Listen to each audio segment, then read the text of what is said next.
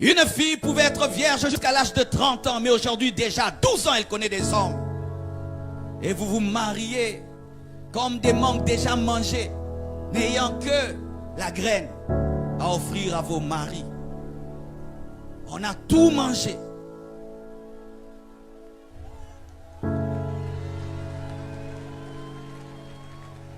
Oui, ma soeur. Déjà à 14 ans, tu commences la sexualité et tu vas te marier à 34 ans. Oh, pauvre mari qui va t'épouser. Que Dieu vous fasse grâce et qu'il lui fasse grâce, qu'il ait pitié de lui. Que Dieu ait pitié de l'homme qui va t'épouser. Que Dieu lui fasse grâce et qu'il te restaure. Hier, une fille de 15 ans ne regarde pas les hommes et regardait en bas. Aujourd'hui, elle vous regarde. Ça va? Salut, salut. Comment tu vas, pasteur? Hey.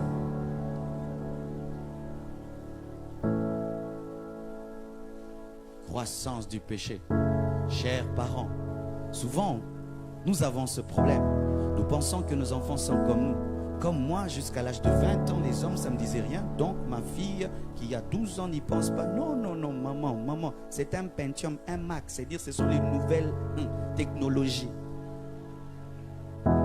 Et tu t'occupes jamais de ta fille, de ce qu'elle, tout le temps au téléphone, tu penses qu'elle, non, elle a déjà un copain. Elle a déjà un copain à 13 ans, 14 ans. Mais tu dis, non, pas elle. Non, non, non, non, maman, chers chrétiens, chères chrétiennes, nous sommes au temps de la fin. Nos enfants ne grandissent pas comme nous. Ils apprennent très vite. Ils connaissent des choses très vite.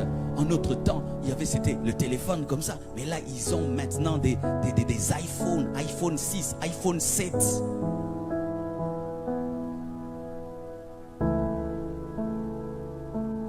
Bien-aimés frères et sœurs, hier, une prostituée se cachait dans une maison. Et il fallait aller chez elle. Mais aujourd'hui, c'est même plus à 23 h qu'elles sortent. Elles sortent même la journée. Et elles n'ont plus peur. La prostituée, la prostitution est maintenant partout. Au coin des rues. Dans certains quartiers où on ne pouvait même pas imaginer qu'une prostituée viendrait. Elle peut venir, elle est même protégée par la loi. La loi reconnaît son travail. C'est quel travail que d'être prostituée? C'est quel travail? Tu vends quoi? Tu achètes quoi? Quel est le bénéfice, le prix d'achat et le prix de vente?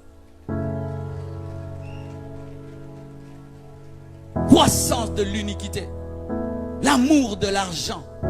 Tout se bâtit sur l'argent. Les relations sur l'argent, les amitiés sur l'argent, le mariage sur l'argent, tout l'argent, tout l'argent. S'il n'y a pas d'argent, il n'y a pas d'amour, il n'y a pas d'intérêt, il n'y a rien, il n'y a rien. Tout l'argent, tu penses à l'argent le matin, même dans ton sommeil, tu penses à l'argent.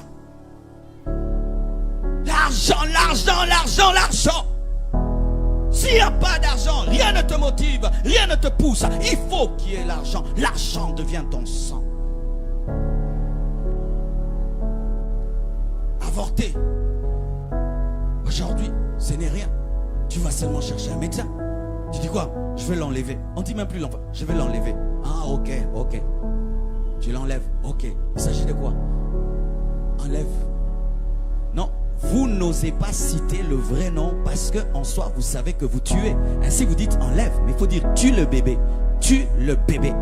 Tue ce bébé. Tue ce bébé. Âgé de 20 ans. Tu as déjà avorté 5 fois. Tu as déjà avorté 5 fois. Pourquoi vous aimez le plaisir sans aimer ses conséquences? Pourquoi vous aimez le plaisir sans accepter ses conséquences? Allez jusqu'au bout. Ayez vos bébés. Élevez ces bébés. Remplissez-les dans la maison. Parce que c'est ce que vous faites en secret. Croissance de l'iniquité.